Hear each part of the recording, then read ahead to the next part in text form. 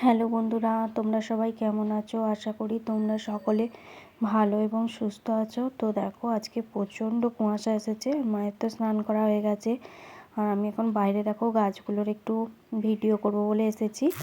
আর এরই মধ্যে দেখো এখানে ডালিয়া গাছগুলো কি সুন্দর বেড়ে গেছে, আর এই ফুলগুলো দেখো, আর এত ভালো লাগছে দেখতে, কি বলবো। তো দেখো মা এখন রান্না করছে। আজকে মাছটা ভাজা হচ্ছে, এটা আমারই কাজ, একটু কাঁচা অবস্থায় দিয়ে ফেলেছিলাম।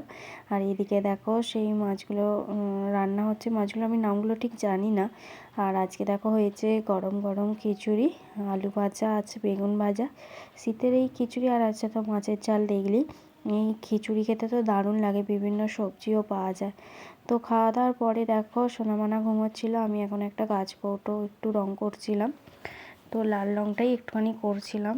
তো করার পরে একটুখানি ওঠার পরে দেখো কষ্টাচ্ছিলাম, তারই দুটো ছবি তুললাম।